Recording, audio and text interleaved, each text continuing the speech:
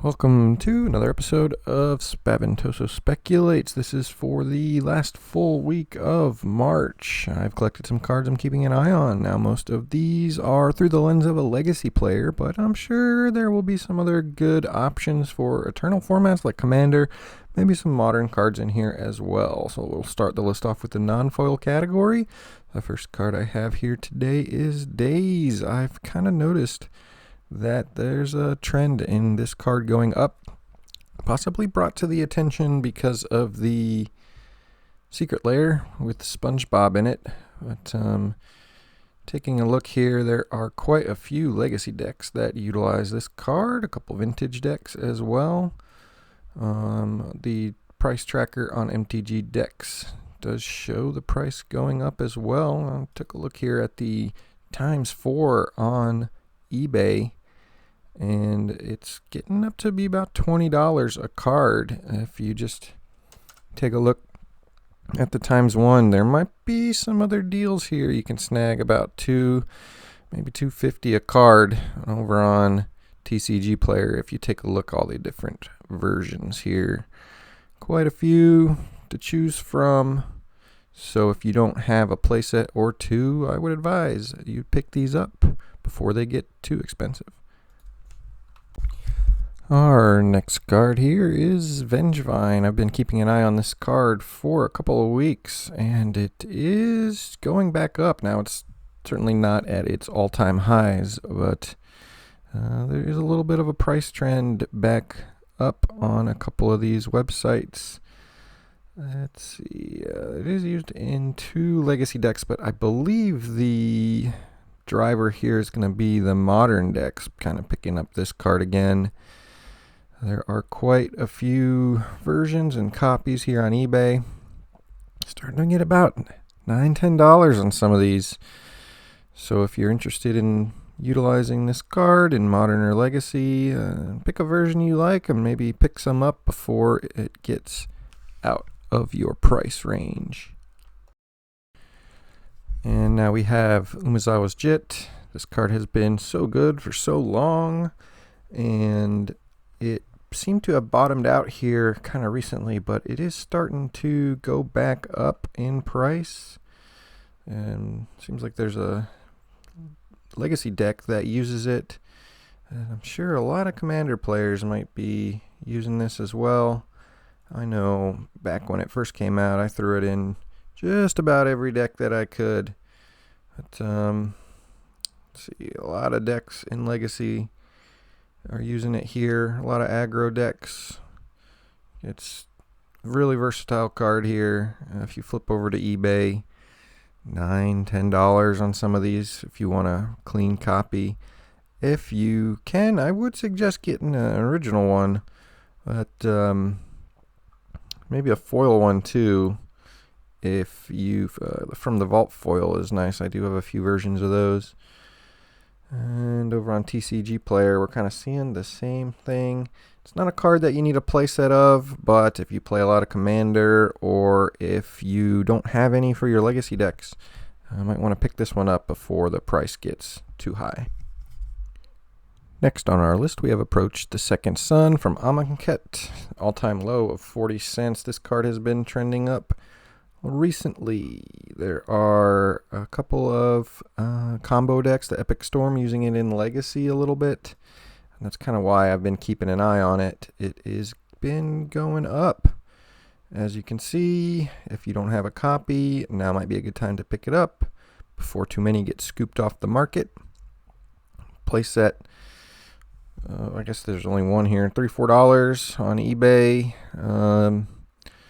Starting to go up over on TCG Player. There are a few versions. You might be able to still grab a couple of good deals if you have some at your local store. Maybe even go up in there and see if you can snag some for $1 or $2 before they get too high a price. It seems like it might be getting used in combo, so it'd always be good to have a copy or two lying around if that's a deck you want to playtest against or eventually build.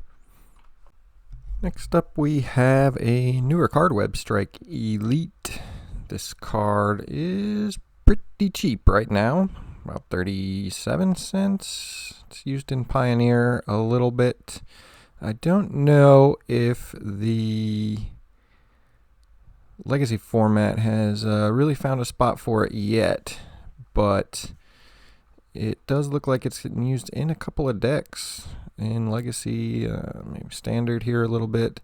And if more people pick this up in Standard and Pioneer, it might shoot the price up a little bit. The Legacy Control deck has found a spot for it a little bit. So, the first place version, maybe about $350 if you're looking to splurge a little bit. Otherwise, it's probably a bulk rare right now. It might be a good idea to pick up a couple of copies and speculate on it a little bit in the event that it gains some steam in some of the other formats. Here we have a card. It's been used in Legacy quite a bit, in a bunch of control decks. Now, looks like it's bottoming out. Teferi Time Raveler. All-time low, 383. Look at all these decks it's used in Legacy. Used to be a little bit more expensive, more highly played maybe. So if this is a card that you've been looking at picking up, I would suggest maybe marking this one on your radar. I'm not sure when it's going to get a reprint. Let's take a look at the decks it's used here in Legacy. Yeah, all sorts of blue-white kind of control-y decks. If that's your play style, definitely think about grabbing some of these if you don't have them already. Looks like Mystery Booster had some white border ones. It might have been tanking the price a little bit, but well, let's see. Yeah, $4 or $5. Lots are selling. Over on TCG Player, you can kind of see all the versions.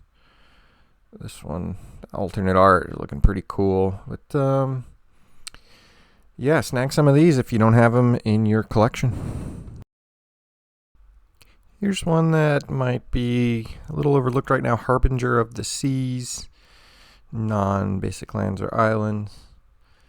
It's had a all-time high of $30. It seems a little unreasonable, but if you take a look at all the decks that it's getting used in Legacy, a lot of Legacy decks are kind of slotting this card in. There's so many non-basic lands. It's just so great to shut them all off and not allow your opponent to do much. Take a look here. Price is kind of stabilized. But go over on eBay, a little $4 or $5 right now. If more and more people start adding this to their sideboard, or maybe include a couple in the main deck, it might go up a little bit. I know a lot of people are kind of used to the Blood Moon effects or Magus of the Moon. This is doing the same thing, but for blue, and that's pretty powerful. So if you are a blue mage, make sure to include some of these in your collection. These last three cards, I would specifically be targeting foils for. The first one here, Into the Flood Maw, is still relatively new. Foil, according to this site, about $3. Now, look at all these decks. It's kind of getting used in all over the place. Standard, Modern, Legacy, Pioneer. The popularity of this card goes up. These foils are definitely going to jump in price.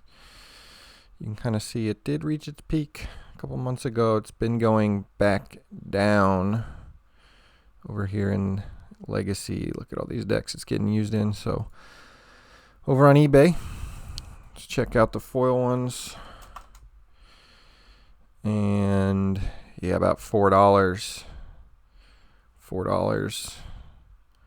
Still maybe a little bit cheaper in TCG Player or at your local shop. If you see them anything under $3 or $4, I'd pick up some foils of these for sure.